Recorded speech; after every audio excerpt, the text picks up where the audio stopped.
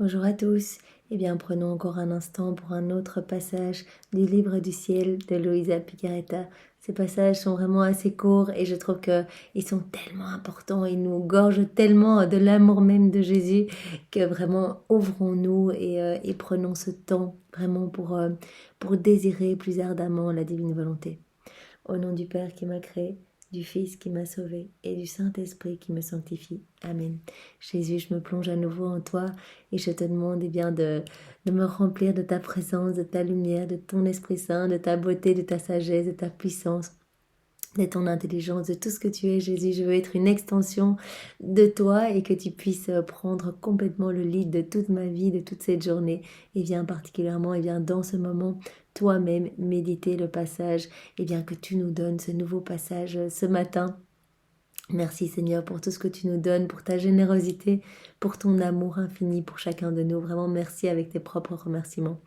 Vraiment envoie-moi ton Esprit Saint pour que je reste dans ta vérité et que mon cœur reçoive vraiment tes paroles de vie, que mon cœur se transforme chaque jour davantage et t'aime toujours plus Seigneur. Donne-moi vraiment la grâce de la sainte crainte et de l'humilité et de plus d'amour pour toi, toujours plus d'amour pour toi, Jésus, et que vraiment toute ma vie puisse te glorifier. Alors ce passage est celui, nous allons continuer, le passage est celui du 5 décembre 1916. Alors c'est Louisa qui parle. Je faisais ma méditation, et selon mon habitude, je me déversais totalement dans la volonté de mon doux Jésus. Je vis en esprit un engin contenant d'innombrables fontaines qui lançaient des vagues d'eau, de lumière et de feu. Ces vagues s'élevaient vers le ciel et se répandaient ensuite sur toutes les créatures. Elles parvenaient à toutes, bien qu'elles pénétraient à l'intérieur de certaines et restaient à l'extérieur des autres.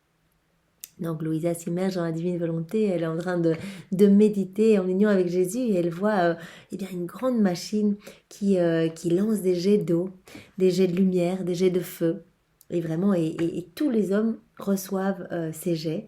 Alors, il y en a qui en profitent plus que d'autres. Il y a des jets qui pénètrent à l'intérieur de certaines personnes et d'autres qui restent à l'extérieur.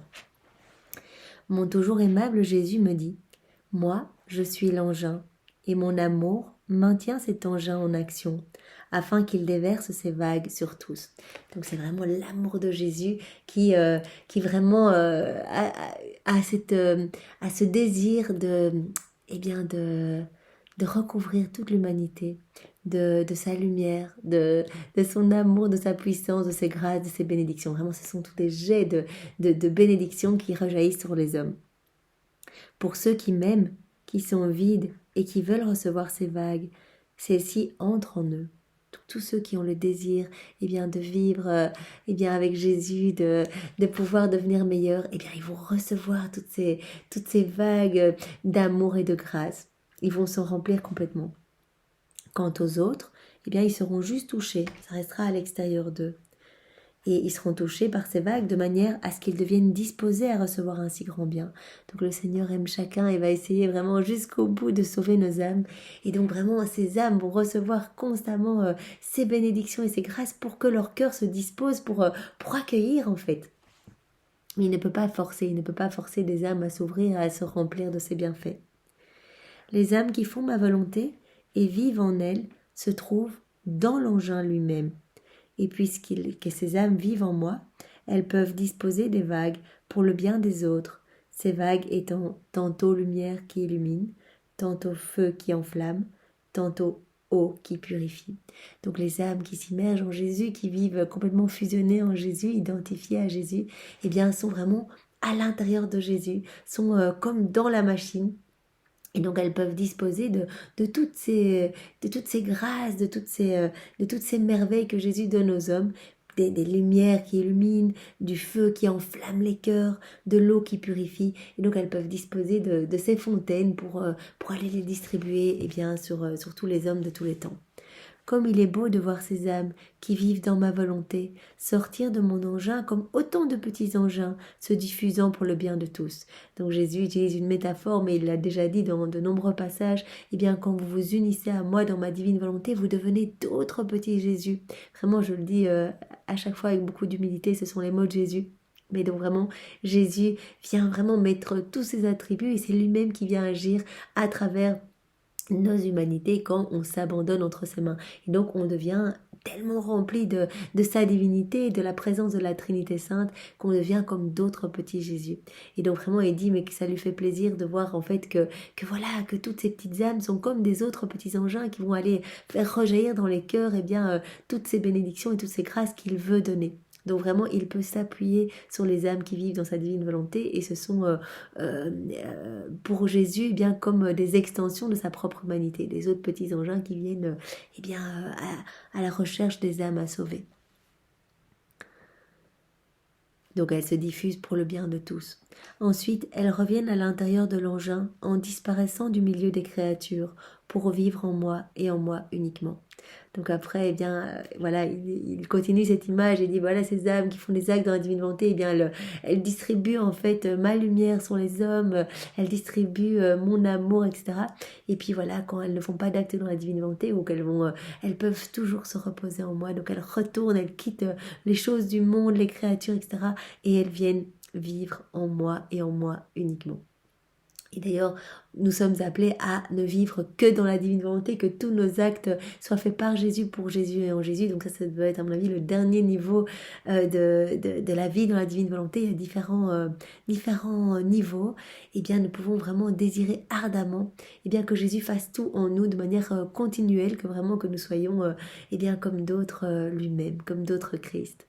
Jésus, donne-nous vraiment cette grâce, nous la désirons ardemment et nous avons envie d'être pour toi des sources de joie et de jouissance et des soutiens, des tabernacles d'amour et de consolation pour ton cœur blessé.